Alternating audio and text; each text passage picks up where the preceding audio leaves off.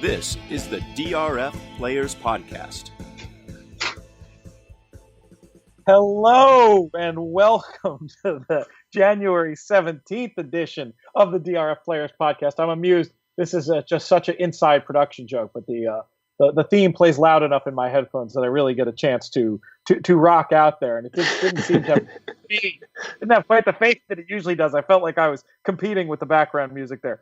But it is the January 17th, 2017. I have to keep saying that so I don't get the year wrong. Edition of the DRF Players Podcast, show 204. My name is Peter Thomas Fornatale. I'll be your host for the next hour, joined by the usual crew.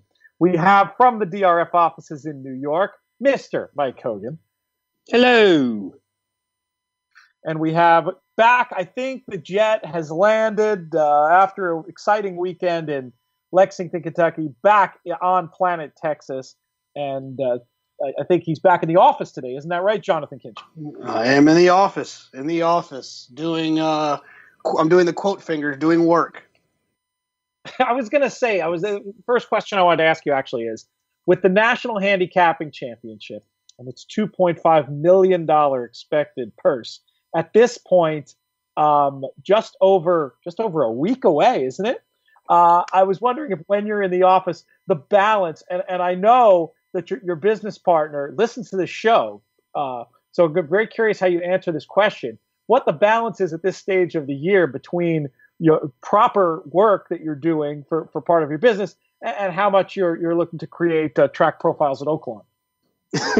No, it's a little bit of both. The funny thing about it is that my business partner and best friend Robert Chow is in between houses. He's moving into a new place soon, and he happens to be sleeping at my house as we speak. So he officially can't say anything about what I'm doing today. So. Well, I hope Robert joins us out in Las Vegas. He is legendary for his taste in wine. I've had some very good experiences out there sharing good Piemontese wines with Robert and the gang. Hopefully we'll get a chance to do that again. In all seriousness, though, how good are you feeling about your preparations for the NHC in just over a week's time? I feel fine. What we talked about before in the past, the last 2 years, I did extensive preparation starting back at least in December at some point, both years. The first year I was so mentally exhausted, but I was so scared and nervous because it was my first one and I wanted to do so well. It kind of carried me through. Last year I wasn't as scared and nervous. The adrenaline didn't carry me through, and I was just beat by the end of it. So I decided this year that I'm going to treat it like any other day. And, when Fairgrounds draws on Friday, I'll put my head down then. But until then, I won't be doing anything. I'm going to do a little bit at Golden Gate just because I feel like it's a forgotten place. And if I can find one there, I will. But other than that, Aqueduct, Gulfstream, Tampa, Santa Anita, all those ones, I'll wait until they draw. How does the change in days of the NHC? Last year, it was Thursday, Friday, Saturday. This year, a return to Friday, Saturday, Sunday. How does that change the preparation in terms of when tracks draw? When can you start getting serious? And how different is that than it was last year with the earlier first day? And I'll tell you what, it makes it really tough. The great thing about last year is that the Thursday races are drawn on Sunday. So you have Sunday, Monday, Tuesday to look at the Thursday races. Fairgrounds draws 7 days out. I think that's just a Louisiana rule. They draw 7 days out. So you would have that the Thursday prior to the Sunday where everything else draws. So essentially, by Tuesday last year, I had Thursday completely done. So that when Wednesday rolled around and they drew for Tuesday rolled around, they drew for Friday, and then Wednesday for Saturday, I was kind of tackling those then. Now it's going to be a little bit different, right? Because I'll still get the Fairgrounds draw on Thursday, but then everything else isn't going to draw until Tuesday. Bit of a fire drill come Tuesday.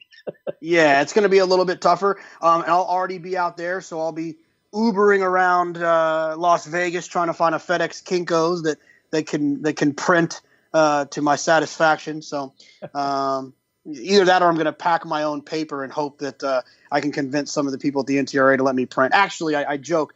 think Office Depot or something is like sponsoring. I feel bad if it's Office Max, but it's Office something is kind of sponsoring it to. They're gonna have a little print station set up, so I think that you'll be able to do your printing there. Mike Hogan just cringing the years he spent in Portland, Oregon, especially not wanting to kill trees, hearing us talk about this. And JK, you're not talking about ordinary printing here. I'm an 8.5 by 11 guy myself. What size? I've seen you walk around with those things. You look like a football coach on the sidelines. What size are the pages that you like to print? I like legal for a normal day. Just a normal, regular old day. I'll take the legal size paper. When it's a big day, and there's going to be lots of looking, the legal paper and some of the print that we have is a little bit small, so I'll go ahead and bang out the tabloid size paper, which is 11 by 17. And I'll do that from time to time. And that's probably what I'll do at the NHC. It's going to be a lot of PP staring for 3 days, and I think I'll take it easy on my eyes. When you're talking to the person next to you, do you have your headset on, and do you hold the 11 by 17 sheet in front of your face to prevent lip reading? Absolutely. I can't let anybody know what's going on, especially the Baychalk table, which is a good transition. Yeah, talk about that. Talk about this. Are you guys reviving your table bet from last year's NHC? Yeah, we're just betting cheeseburgers, right? Okay. But last year we had a table bet where table 69, which was the table I was sitting at when I got 2 to the final table, so that became our lucky table since I've done the best at our table at the NHC. So we sit there at table 69, me, Nick Tamaro, Jack Jenkins was there last year, wasn't playing, Blake Jesse, Robert. We were playing against Mike Baychalk, the former NHC champion, and his brother Benjamin Baychalk, and then their table. And it was a revised, best 4 scores versus best 4 scores for a couple of cheeseburgers. And so this year we'll be doing the same thing, but we have a new addition to our table 69. Officially, he's been there the last 2 years, but now the famous Philly Joe will be actually joining us with a tournament entry card with his outright NHC win on DRF Qualify this weekend. I did see Philly Joe's name up at the top of those standings. He's on my list for a player to talk to, maybe for a piece on Friday. Great guy, horse owner, very passionate about the game. Very excited to have him in the NHC mix. Of course, there are 2 more opportunities to qualify online to join JK at the NHC. Maybe join in a table bet of your own against him and his boys. Go to tournaments.drf.com. There are feeders. I don't think there's Wednesday feeders this week. I think they're Thursday, Friday, since we had some yesterday. But go to tournaments.drf.com. Check it out. You can feed in for short money and play in either the Saturday or Sunday events and still have a chance to win your way to the National Handicapping Championship. We're going to do a little bit more on the NHC. We have a reader question that we're going to get to later in the show, but I think we should segue into talking about some of the weekend's racing. Let's start off by talking about the 3-year-old division. Yesterday was the Smarty Jones with Uncontested living up to his name. Mike Hogan, what were your thoughts on the performance? Oh, well, it was good, and it was in the slop, and I think Jonathon and I both kind of saw it as a 2-horse race going into it, and it was kind of run as such, with Petrov running a clear second. I think those are the 2 you'd want out of the race. I don't know what to make of it, with it being a wire job and on a sloppy track. He'll kind of have to prove it to me, but he looked pretty good, and I think ultimately what it does is it just flatters McCracken, who beat him in the prior race down at Churchill. And I think a lot of people are going to be looking forward to his 2017 debut. 96 buyer speed figure for Uncontested. JK, what were your thoughts on the performance? What's funny is when we talked about the race, I just kind of blasted through it when we talked about it, and I forgot the trip note that I had on Petrov. I didn't see it before we talked about it, and so my enthusiasm yesterday kind of switched a little bit towards wanting to have an opportunity there, thinking Uncontested might be a one-turn horse. Not a one-turn horse, but be better ultimately as a sprinter. And we need that sounder, Mike. We need that sounder. I know. Get on it. I was excited. I wish I'm going to interrupt JK for a second. I wish there was a way I could auto search the archives for every time. JK equals one-turn horse race. We'd probably get about 40 or 50 hits over the span of however many podcasts the band's been on. Sorry to interrupt you there, Jonathan. Oh, no, it's fine. Not a problem. It was deserved for sure. And then alternately search for two-turn horse, and we'd probably get like 2 hits.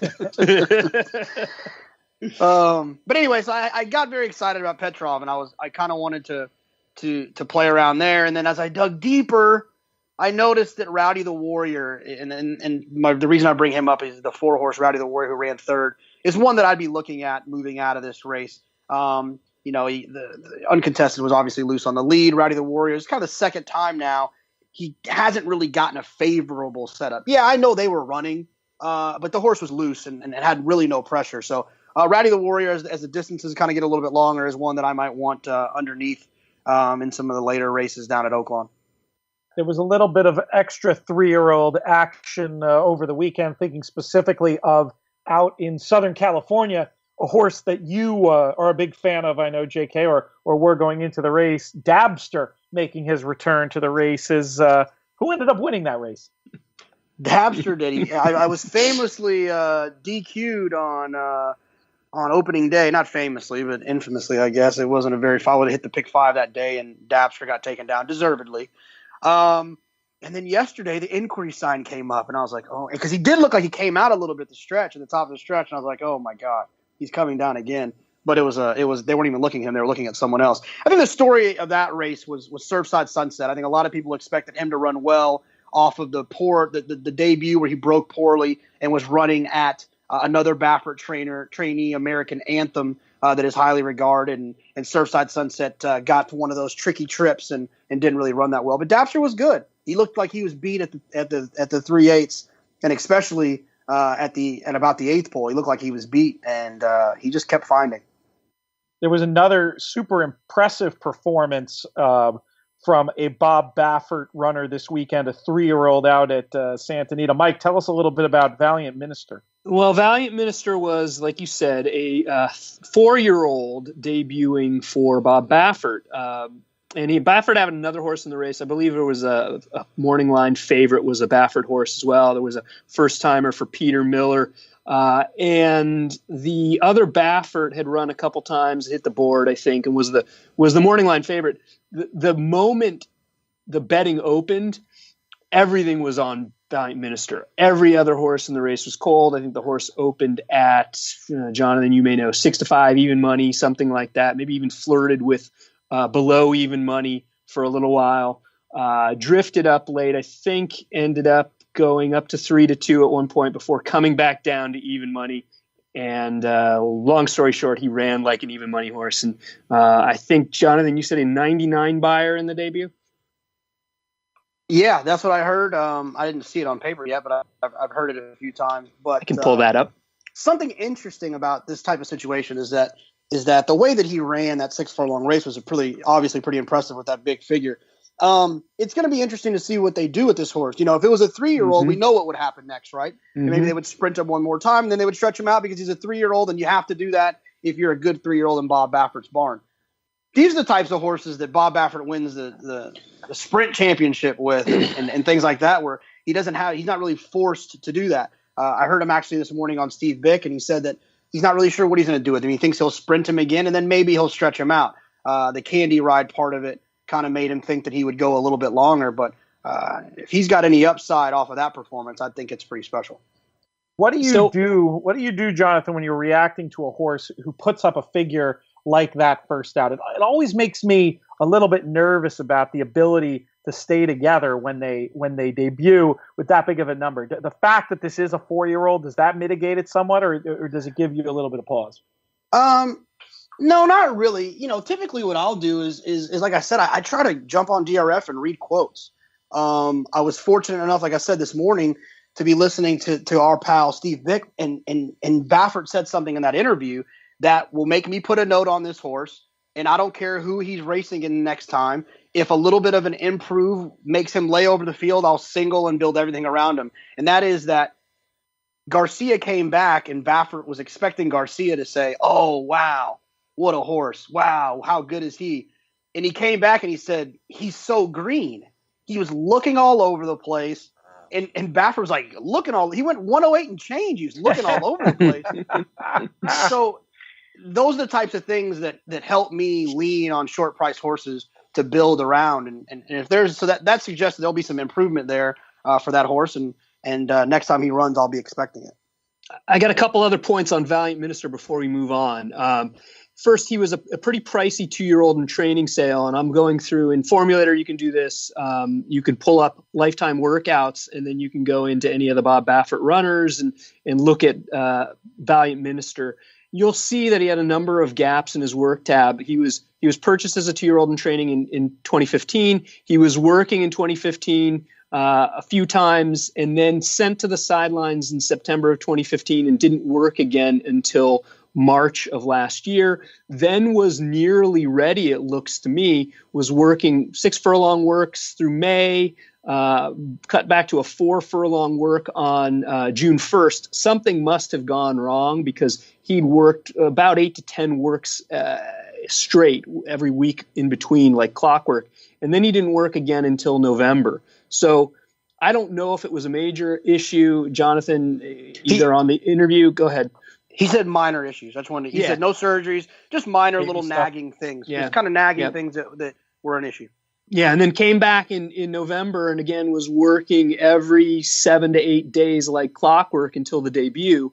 And then the one other thing I'll say is I think that there's a little bit of a conception about, or perception rather, about both Baffert and Pletcher with debuting 2-year-olds versus older horses. And this is where I love something like Formulator, because I went in prior to the race. I think I mentioned to both of you that I've been giving some stats to your buddy Tom Quigley to mention on the Santa Anita simulcast. And one of the things I looked at was Baffert debuting older horses. I looked at all the 4-year-old first-time starters Baffert has had in the last 5 years. He had 11 of them prior to Valiant Minister, and 6 of them won. So Baffert's now 7 for 11 debuting 4-year-olds, which is pretty amazing considering how really I think the public thinks of him as a trainer who's so good at getting these 2-year-olds ready to crank. You would think that maybe it's not quite his strong suit to get these older ones ready. I didn't realize you were out in that role, Mike. I thought it was more of a Cyrano de Bergerac situation, so I highlighted it. I think he's mentioning me on air a little bit now and then, or at least he's mentioning DRF Formulator, which I think most people know I'm a beard for, so... There you go. Well, I thought that Jonathan's point about, you both make excellent points about using Formulator for this, spending a lot of time on Valiant Minister, but there's a lot of points to be made, especially regarding Formulator.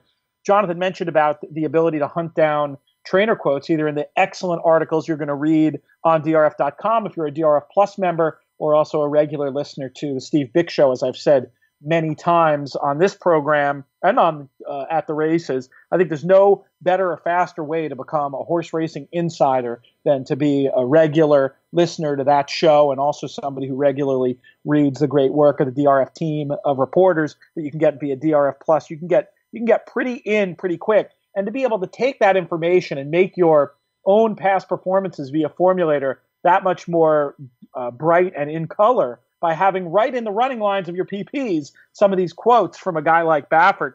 The other thing that strikes me about this horse is I think I'd be more inclined, based on everything I know right now, to be serious about this horse as a contender in the sprint division, just because we've seen these sort of, I mean, maybe it's an exaggeration to call him ouchy, but, you know, he's clearly a horse who's had some issues, minor though they may be. But we've seen over and over again with sprinters, they tend to excel off. You could see a lot of layoff lines, no problem in the sprint division. I wonder if that's where this horse's future is going to be. But, you know, just one of the many stories we'll be following along throughout 2017 on the road to the Breeders' Cup. Let's talk a little bit more about racing from the weekend. You guys did a good job on Friday, nearly gave out a $30 double, which we were beat out of by Justin Knows. Let's talk back to some of those races and what happened, starting off with, let's start off with the 5th season, I guess. Jonathan, what did you think of the result in there? Well, I tell you, if today, someone told me that today is opposite day, so if today is opposite day, then Mr. Z won. Jonathan, I'm kicking myself because right after the podcast, I'm like, oh man, I missed a perfect opportunity for a head-to-head bet. I didn't know if my pick was going to win, but I knew Chief of Staff was beating Mr. Z. I was in my buddy Jake Ballas's kitchen, and Jake was texting Pete. Did he just pick Mr. Z? This happened during I noticed it just as we went off the air. I would have used it on air in Friday's show. Jake texted me that Jonathan should never be allowed on the DRF Players podcast again. So horrendous was his pick of Mr. Z. And that's from one of his friends. Imagine what JK's critics would think. Oh boy, yeah. I don't know. I don't think I have anything more to add to that one. Who won that? Well, tell us who won the race, Jonathan, and tell me if you have any excuses. I honestly, I don't know who won the race. I just know that Mr. Z was last. Domains Rap was the name of the horse that won, who's a little bit of a popular older horse. I think he was a claimer at one point. He's won some races at Oaklawn. So I think even though he was a little bit of a long shot, and frankly, the board in there was perhaps part of the story in the race. Mr. Z opened as the favorite, which is just insane to me. And then he floated up a little bit, but there were a lot of 5, 6, 7, 8 to 1 horses, and I think Domains Rap might have been right in the higher end of those odds. That race actually wasn't in the Tough Beat Double, was it? I think that one started with the Fort Lauderdale. Does that sound right, Mike? Yes, I believe so. Well, I know in the Fort Lauderdale, I don't know about the Tough Beat Double. I know Jonathan and I were both on the same horse. Chad Brown's other runner, Night Prowler, being the shorter of the two prices. Almanar or some strange name like that, who ran huge, and I thought for a second we had it, and then we got nosed out at the wire by a horse that Jonathan, you noted prior to us going on air, was a clocker play, actually, right? Yeah, absolutely. Yeah, our buddy actually Joe Metka used Flatline. Philly Joe used Flatline in the tournament. And I asked, I was like, "What? Why?" Because I forgot that he had a B+ in the DRF Clocker report, B+ workout going into the race. And so, what Pete was referring to on the bad beat double, there was I did a 2x1 double. I used Almanar and Divisadero to Tommy Macho, and I Dutched it for either way it would have come. It was a 13-1 return. I turned that situation into 13-1, and obviously Tommy Macho won the next race, pretty impressively actually. But Almanar was beat a nose, and Divisadero got the trip I thought he was going to get. Any excited to bet Divisadero next time? What are you thinking there? Yeah, I think he's always going to be up against it at that racetrack. He just seems like he's always in the clear. He's always 3 wide. It just, I mean, unless Joe Bravo's riding him, I don't see him getting down to the rail and tipping out. So, I'll give him another shot. I thought he ran really well. I'm excited about the year that he's going to have, especially when he starts getting a different racetrack and more. That pace scenario wasn't not honest, but it wasn't exactly fast. So I think he'll be fine. I'll bet him back wherever he's at, especially if he has a similar setup. Yeah, I was sort of envisioning him not running at Gulfstream again, but I guess you're right. The Gulfstream meet goes so long, it's so early in the year. You could be more of the same in terms of problems for him. But, probably one more time? He'll probably run the Gulfstream Park Handicap, that race that Point of Entry and Animal Kingdom ran against each other in, and then I would imagine they would point to the Derby Day race, right? Yeah, that would make sense to me, and that might be more his game when you get down to it. Any further thoughts on Tommy Macho? That was indeed what I was referring to. You guys both had given out Almanar, and then there was JK was super strong on Tommy Macho in the next. I just as a race watcher, if you like to think that you are one, or if you want to get better at it, just watch the race and watch the dynamics of it. I literally turned and walked away from the TV when he was all in at the 3/8. I thought you thought you were beat. He's going to run fourth. In running betting would have been interesting in that race. That's for sure. I thought he was going to run fourth. Then he starts finding on the inside, and by the time they get to the 8th pole, he's clear, and it was never in doubt that he was going to win. And he's extending on his wrong lead and runs a triple-digit buyer. What do you do with that for future analysis? See, that's a little tough to me. A horse that hasn't necessarily shown those kind of qualities that are not positive qualities when you're race watching. Going forward, those in my gut are not the ones I'm looking for to improve. Am I being too cynical, Mike? I would expect this horse to have a number of works and maybe even a little bit of a time off between races, and they deal with whatever issue it was that kept him from changing leads. And then you trust in a trainer like Bob Baffert. I mean, I think if instead they said, okay, look, there's one spot left in the Pegasus and we're going to take a shot with Tommy Macho coming back in a few weeks and running, that's the kind of play that I'm 100% against, especially at a short price. It's the firing line in the Preakness play. But I would imagine Baffert's going to do right by the horse, get whatever issue that might be implied by a lack of changing leads, get that taken care of. And I wouldn't be surprised if we see a little bit of a short layoff from him. It's one of those I'm glad I was at the wedding situations. Yeah. Sure. I can't see myself getting on a horse off of a performance like that when they're all in at the 3/8, they look dead and they come back. I mean, I think he was fortunate to win the race, and obviously something wasn't right where I don't know if it was Johnny or Javier. I'm assuming it was one of I think it was Luis Saez. Anyways, it was one of those three guys felt like they needed to push and pedal like a bike the entire race. So definitely not one I want. Something I want. I'm going to bet out of that.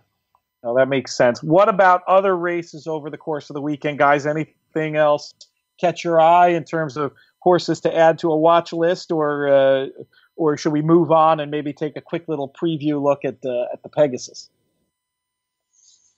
I don't have anything else to add.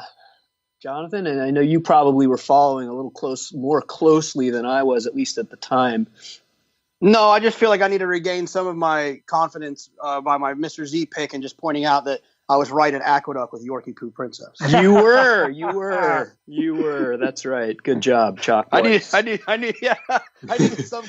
confidence builder of some sort. So I'm like, might I add though, if you haven't been watching Aqueduct, Gold Rail almost the entire weekend, and that horse was not on the Gold Rail. That horse might be pretty good. All right, good stuff there. Good stuff from the gang.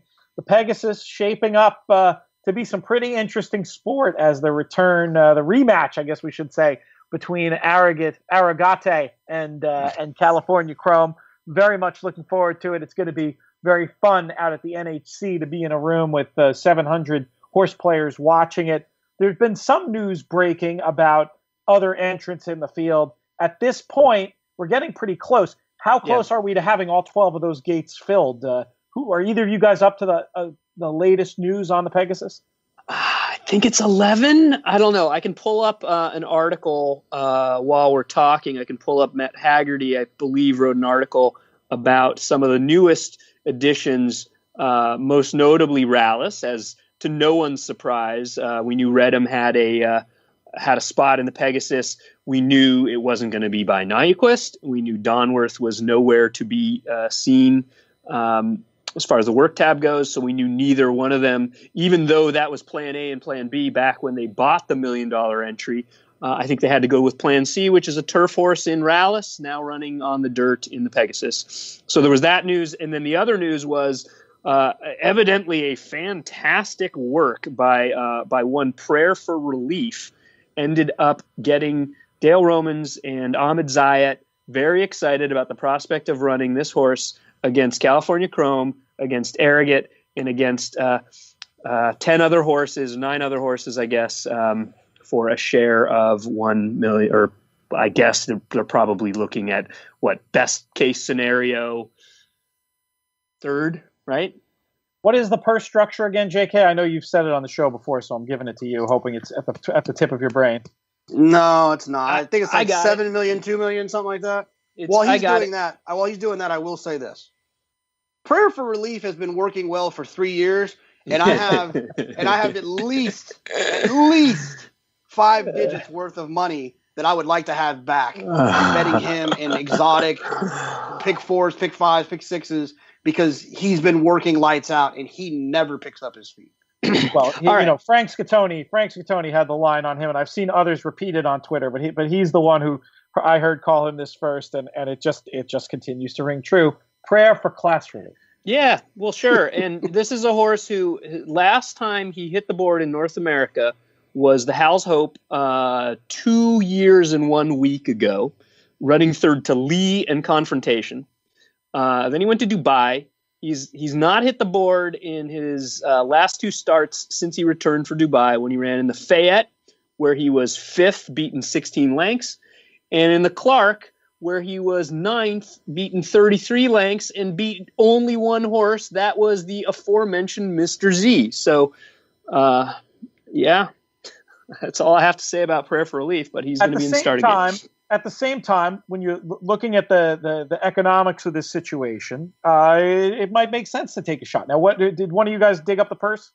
Well, I believe it's $7 million for the winner, 1.75 or $2 million. I don't remember exactly. I don't have it in front of me.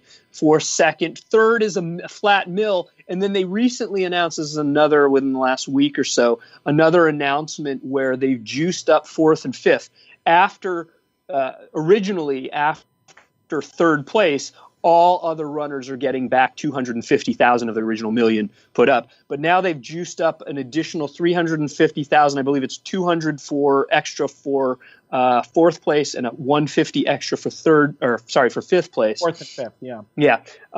So that's at least a little bit more appealing for some of those that put up the $1 million and were looking, if not finishing in the money, of only getting back $250.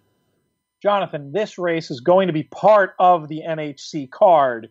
Do you see a world in which you'll make the Pegasus, and we'll talk about this more when we have actual PPs, etc., but do you see a world in which you make the Pegasus one of your optional plays if it's not a mandatory race? Absolutely. On Saturday, we actually talked about this in our group text that I always talk about on here. Dan Kovaleski brought up the point, like, what if you're like, you're on the bubble and you've got 3 plays left? Like, what's wrong with that $5 of making sure you make the top 50? Well, you say that like the winner is that obvious, is it? I feel like it's a coin flip to get that $5. I mean, from this far out, what do you think? Well, yes, from this far out, absolutely. 280 is guaranteed, but I don't know about $5. But not if Chrome draws the rail. Right. I see where you're going. It's a different ball game after the draw and see what happens. But I don't think so. I doubt it's a race that's playable. But I also wouldn't be surprised if the NTRA makes it a mandatory. I mean, I know that some people would scoff at that. Like, why would they do that? I think it's an interesting race, and I think that if they did make it a mandatory, the handicapping comes into play. Because in that room, Keen Ice and horses like War Story would be 1/3 of their tote price in the room, if you know what I'm saying. Maybe there's a better way to explain that. Mm-hmm. Yeah, let's talk about that concept for a minute. A contest there's 2 different ways that value exists in a contest. One is the normal way of the price on the board and the award you're going to get for picking a certain winner versus the chances you've handicapped of that horse winning. That sort of value as we understand it every day at the races. In a contest, it changes a little bit because you're also, if you'll forgive the unintentional pun, jockeying for position within the contest. So certain horse might be 20-1 on the board, but he's everybody's wise guy horse, and he's essentially the equivalent of 3-1 in the room. You hit him, that's good. You don't fall behind any, but you don't get as much of the benefit because so many other of the players in the room are going to have that horse. Is that what am I spelling out what you were getting at there, JK? 100%. If you want to see something grumpy, you walk by a table when a bomb wins and everyone has them, and you'll hear me or someone else say, "Oh God, that horse was 3-1 in the room." Where he was 15-1 on the tote board. I tell you what, there's a horse I'll never forget. He's the most overbet. I'm not gonna remember his name, so let me abort the story. But there was a horse that ran in California that was in a mandatory race, and I swear to you, 80% of the room played the horse, and he got the worst trip ever and ran fourth. And I mean, everyone played this horse. I cannot. I remember F. Perez rode him. It was a down the hill. Oh, it was a It was a turf race. Yes. And the horse just kept getting bad. Oh, Patriot Bay or Patriots Rule. Patriots Rule. In the name. Patriots Rule. Boom. That's it. Yes. That horse, I swear. I agree with you. I was in another part of the room from you at a monitor with 5 guys, 4 of them screaming for this horse. And I'm thinking to myself, yes, I'm sure it would have been good for you guys to hit that, but imagine it's not the separator. It's still important. It's not like you're going to regret that you had it. You didn't fall behind, but you didn't get the benefit. And then the opposite situation, I think, and this is where the Dan Kovaleski example, I don't know if when he made it, he was tipping Arigate or Chrome, but the idea that these short-priced horses, especially in a contest with 650 people, they take on a lot of extra importance because even if you just get $5, if it's $5 that puts you over 30 other people, and in a 600 runner field, 650 runner field, it might be more than that it vaults you over. Then when the next winner comes and you have it and the people behind you have it, you're still in front instead of getting blocked, instead of being behind, instead of still always chasing. So sometimes in a contest, that kind of contrarian thinking can actually do you very well. Now, let's talk for a second about whether or not the Pegasus is going to be a mandatory race. I've had the pleasure of sitting in with the folks who pick these mandatory races. They are friend of the podcast, longtime moderator at the NHC, Eric Wing is one of the guys. Tony Neville, who runs the sports book at Treasure Island, since the contest went to TI, he's been in that room. And then, of course, the national handicapper for Daily Racing Form, Mike Watchmaker, is the third guy. And I sat and watched them do it. And it's interesting because it's different than people might think. Let me tell you, I'll just be perfectly honest about this, not mean to criticize the NTRA. Just if it were up to me to pick the mandatory races, I think my default mode would be I'm going to pick the best races on the day. I might think twice about one odds on favorite or a short field or something like that, but that would be my default mode. The instructions that those men get from the NTRA are not those.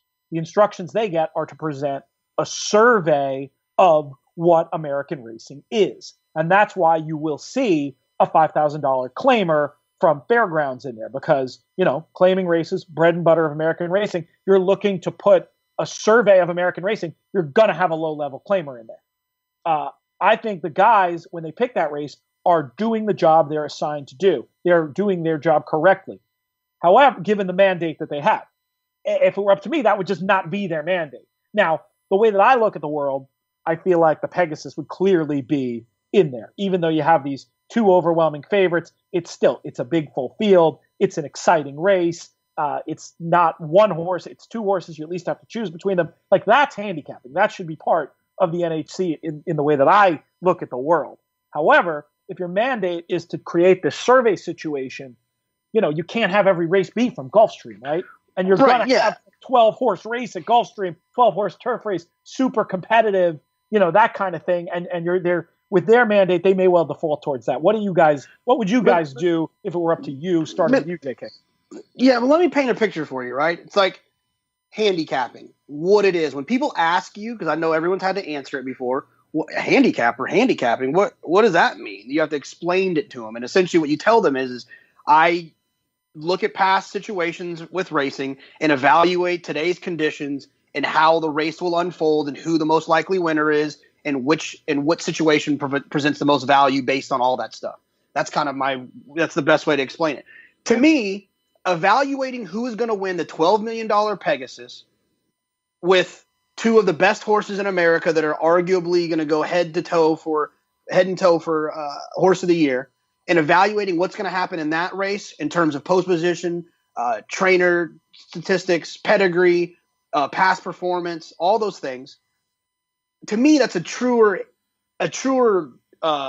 indicator of handicapping ability versus a $5,000 claimer at Oaklawn where 12 horses have shipped in. There's 8 horses off layoffs. That is more of a value guessing game to me than a handicapping situation. And I don't understand what the problem is with a $6 horse. Like, tournament players act like that's this nasty thing, and that if you're not picking $12, $15, $25 horses, that it's somehow not a great race opportunity. And I just don't believe that. Mike, as somebody who's a little more, neutral in all this, what's your take on it? Well, I completely agree with Jonathan to an extent, but I'll also say this. I think a race like the Pegasus is completely unique compared to nearly every other race that the selectors are going to be presented with. And by that, I mean, this is the focus of the racing world, especially on this day. But we're even talking about it weeks out. We talked about it weeks ago. This is the focus. As soon as Arrogant beat Chrome in the Classic, and we heard that they were both going to run in the Pegasus, this has been the focus of the racing world. And as a national handicapping championship, which is about handicapping horse races, to me, it seems like it would be a very big miss if we do not use this big race where Jonathan is absolutely right. You can make a case for either of the top two. You can, even if you need to, make a crazy case for one of the others, at least hitting the board and presenting additional value. If they don't pick this race, I think it seems like this competition and this championship is a little bit of out of lockstep with the racing world, in my opinion. That's a fair point. I mean, it'll be very interesting to see. I mean, again, given their mandate, I won't question them if they don't do it. People can still play it as an optional. Sure. It's not like saying, oh, you can't use. It's not excluding it from the contest. That would be out of step. With so many optional plays, I wouldn't be critical. Having sat there while they essentially went over their instructions, I would get it if they don't. For those that have never been, when there's a mandatory race on at the NHC, it's exciting. Everyone is watching because everyone has a play. When the random third race at Tampa runs, there's 7 guys that are screaming because they bet something, right? But for mandatory, everyone stops, everyone watches, and the room is very, very electric. Right. How cool would it be? How cool would it be if this race comes on, everyone's watching it, everyone's rooting? To me, if the NTRA wants media coverage and they want footage of being able to plug it into YouTube things and commercials, that's the moment you want on TV. Yep. 100%. That's exactly my point, Jonathan. You articulated it much better than I did. All right. Well, let's move on to a question about the NHC. This one is from is it Brad Sabo? I got his name wrong? Chad. I did get it wrong. Chad Sabo. Apologies, Chad.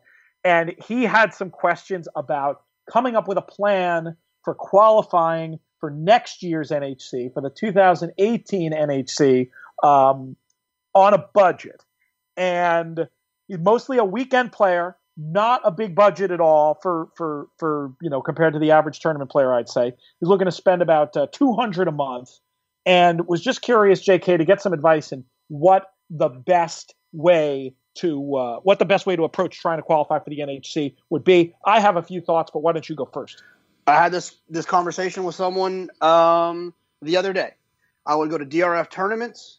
I don't know what you mean by budget. I don't know how much money you want to spend. One thing I would do, what I would do is I would play on Wednesday, Thursday, and Friday. I would play the $18, $22, whatever it is, feeders into the I don't know the exact dollar amount, 18, 20, 23, 24, whatever. It depends on the week. I would play those to feed into Saturday.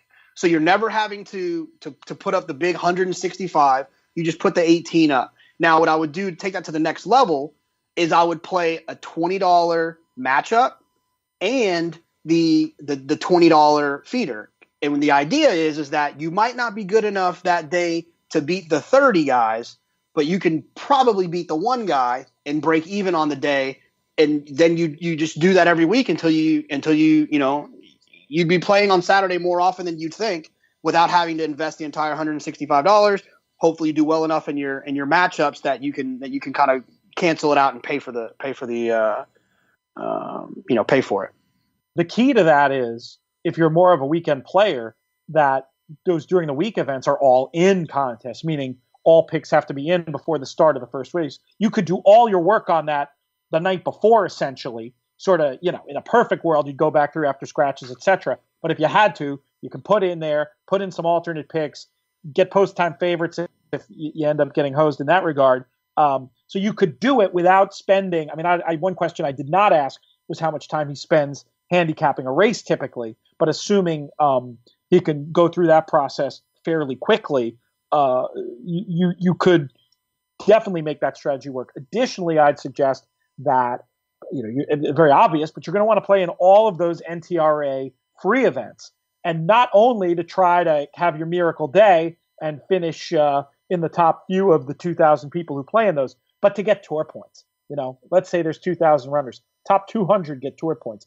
Between following Jonathon's plan and hopefully getting a few high scores in weekend events on DRF tournaments, and also having some scores from the NTRA qualifiers, all of a sudden you're going to create not only a front door possibility of qualifying directly and walking right into the NHC, but also have the opportunity to get in via the tour, which shouldn't be discounted as another way to do it. So I think that pretty much covers it. Anything else leap to your mind, JK, in terms of advice for somebody trying to get into the NHC on a budget? Are there any other specific tournaments you've noticed particular value in, et cetera, that he might want to consider?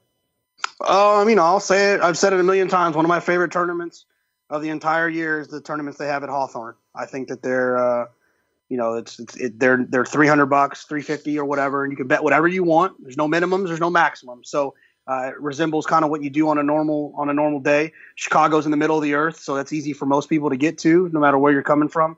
And so I really like that event. So it's kind of a lower live bankroll event. So that always works too. You're saying they've got an airport in Chicago, Jonathan? I believe they do. And I think that, right, I mean, obviously that's a little over the budget we talked about, but maybe that's the kind of thing where you put aside some of that money if you've been able to make some matchup money, for example, or you have some sort of hit where it's a chance to stretch. Maybe that's a place he'd want to do it. He also asked about, and this is sort of a good general question, the advantages and disadvantages of playing smaller tracks.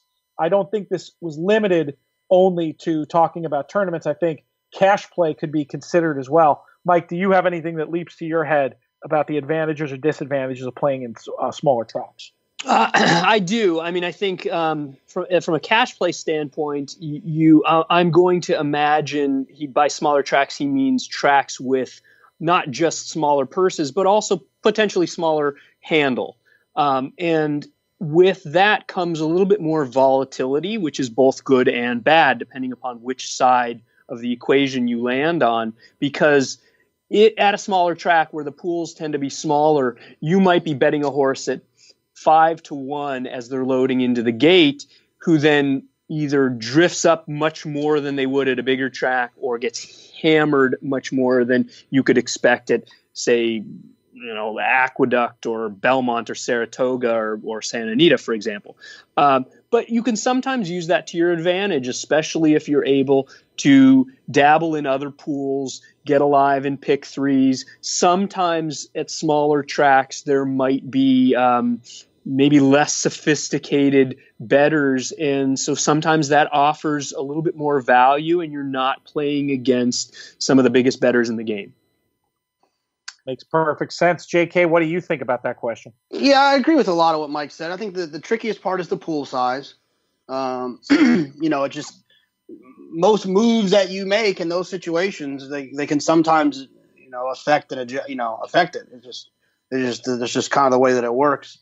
I don't think that's an issue though for somebody at this bankroll level. I don't think that's a negative that you need to worry too much about. Well, I mean, if you're, say you're going to bet an exacta, you're going to key a horse on top, and you bet a $20 exacta, and it's a $40 bet. It's not that significant, but Delta Downs on a Saturday night, it could be tricky. But you're probably right, not as much as you would think. But here's the one thing that I do think is probably a disadvantage. And it's kind of a little bit of an opposite view than what Mike had. I actually do think that because the pools are so small, the sophisticated bettors stand out more in those places. I think that because there's not as much money kind of masked in there, and those kind of sharks can come in and really pluck it out of there, and I think that makes it a little bit of a challenge. I've got a perfect example of that, and this is a bigger track, but it's something, I don't know if you saw me tweet this out. It was last week, I believe it was on Thursday at Gulfstream. In the feature race, it was a turf sprint. There was a Bill Mott favorite who ended up wiring the field. But there was a horse who was 15-1 on the morning line and went off at, I think, 12-1 or so. That was the 7th choice in the betting, was the 7th choice in the morning line, was the 7th choice in the double will pays, but was hammered down to the clear favorite in the pick 3 will pays. And if you were paying attention and you noticed it, that horse ran very, very well, ended up getting beat for third. The Mott runner was ready to go and ended up airing. But this bettor, whoever it was, and maybe it was a group of bettors, honed in on a horse that was ready to run and ran a big race, albeit in defeat, at a nice price. And so that's the sort of thing at smaller tracks especially you see even more of. I think the bigger point to me about specializing isn't so much about big track, small track, but just that idea we talked about a little bit last week about how much more in tune you can get with every aspect of racing when you have a main focus. Some people, Kinchen, great multitasker, can have a track that he's sort of completely stuck into, doing all the trip notes, etc., and still be paying attention to 3 other tracks. Very, very useful. One of the many reasons why he's a fine tournament player. For me, I kind of need to focus on one track if I'm going to be doing my A-plus job. If I'm even looking at that other stuff, it's gonna be hard for me to notice the rider who's heating up, the barn who's heating up, the subtleties of the bias that day, to be able to spend the time that I need to properly do the race review that I want to do and the trip notes that I want to do. To really get the best out of myself as a horse player. I started off, my Saratoga was the perfect example of this for me. I started off that meet completely focused up until I'd say, I wonder if this is a coincidence. About up until you rolled into town, JK, I was super focused on that meet and went on a terrific run, which then it wasn't just you. It was, I think, having every contest player in America come through for the Naira Saratoga contest and spending more nights in a row than I should have going out and not enough nights working. I'll be honest, I don't think I ever caught up. I think I would like to think that the turnaround happened on your birthday when you ended up swimming in your neighbor's pool. Did we ever tell that story on the podcast? That's an absolutely true story. We were having some fun that night. We had a good day at the races, and I blame Desiree for this one personally. We were set up. We had a nice little thing going in the backyard. We had my friend Chef Dan Spitz over. He was making pizzas in the pizza oven. The music was going. The drinks were flowing. And Desiree egged me on. The neighbors were sitting there. They had one of those little cocktail pools in the backyard. She egged me on to go and see if I could swim in it. And somehow I did. And there's video evidence of this actually somewhere on the internet that exists. This is it's not quite not safe for work, but I still think it's probably not a bad idea to hide the women and children before you click on that particular link. But yeah, you might be right. I never came. It was very refreshing on the 90-degree night, but the handicapping never improved. But the good news is when you're focused on a circuit, those are some of the benefits you can get. And then if you can just, have the discipline to not go swimming in your neighbor's pool, maybe you can keep that going for an entire meet and make a little bit of money. We are running out of time here, gentlemen, but we have a couple other things I want to talk about. I think you want to talk about too. Let's do them in the form of final thoughts. Mike Hogan, we'll start with you. My final thought is actually a question that came, or a comment that came from our regular listener, Elliot Honecker, who is listening live right now as he's driving to Cincinnati. So hello, Elliot, and thanks for sending me this text. Hopefully you pulled over before you texted me, making the note about if the Pegasus is a mandatory, Elliot, Jonathon, and many others will get 2 picks in there. So my question is for Jonathon. You're sitting with a mandatory with 2 entries. presuming that they're both kind of similar, what do you do? Do you go all in on one? Do you split your picks? How do you approach it? I know the answer to this one. I know because it's Jonathon, but yeah, I'm just I'm wondering how many will approach it. Well, I think the biggest question and the biggest part of it is where I'm at. Okay, if I'm doing well, things are going well, and I'm close to making the cut late on Saturday, then I'm going to use Chrome or Arrogant, whichever one I ultimately decide is going to win. My lean right now is Arrogant, but obviously there's a lot of things that have to happen. So I would use, if they're identical, I would use them on both. However, if I'm in a spot where I'm like right on the edge with both of them and I need $6 to get in, then I would use Chrome on one and Arrogant on the other. That's one strategy that I might do. If I'm just doing awful and I'm struggling, I'm going to use War Story on one and Keen Ice on the other. And it just depends on where I'm at. That's what's kind of tricky about this tournament and this situation is there's so many different places that you can be in the tournament to determine where you're going to go. That's a great point, though, about how you have to be flexible when it comes to especially late game tournament strategy. I mean, we always talk about the great Paul Sherman line about play who you like, and that's right at many points throughout a tournament. But in terms of strategy, especially multi-ticket strategy, that's where I think you got to try at least to take it to the next level. Well, but let me put some words in Jonathon's mouth for a second here.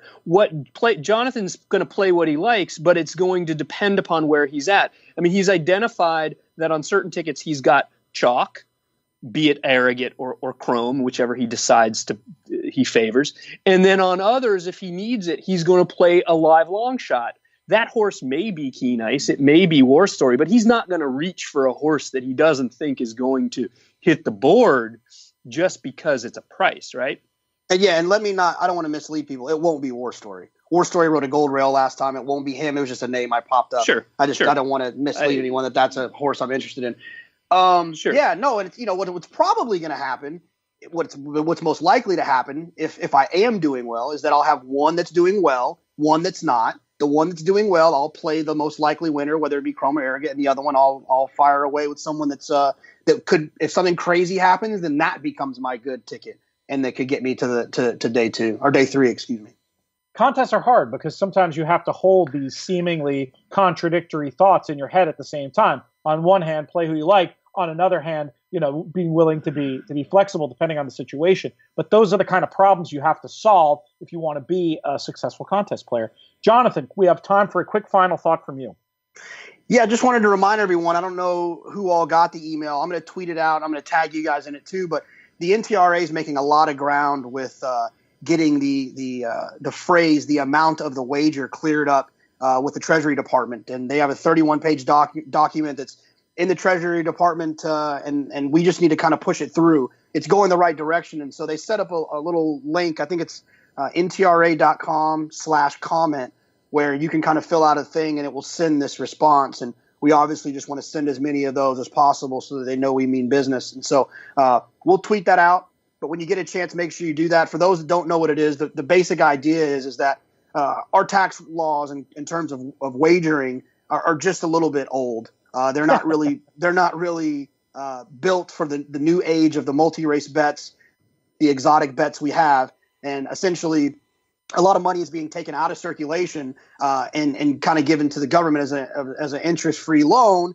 And it'd be better for us as horse players if we could keep that money in our pockets and keep that money kind of churning around. And the NTRA has done a great job to push that along. So if you get a chance, it's really easy. You just kind of click it, put your information. There's already a pre-typed in kind of statement, and you can add to it or subtract or whatever, and just send that over.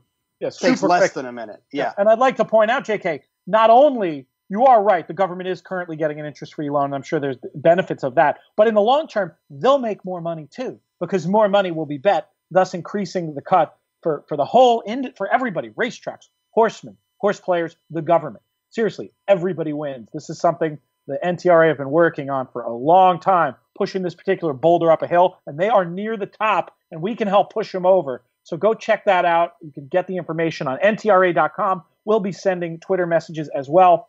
And that's all the time we have for today's show, gentlemen. We will be back on Friday. We're going to talk about races coming up in the weekend. We'll also finalize our schedule for NHC week. Not sure what was going on there. Some crazy rattling, but that's okay. I want to dice fall where they may. It was. He was sort of rolling them out there. Don't get snake eyes. I want to thank Jonathon Kinchen. I want to thank Mike Hogan, as always, as well as the DRF production team. Most of all, I want to thank all of you for listening. We'll be back on Friday. I'm Peter Thomas Fornatale. May you win all your photos.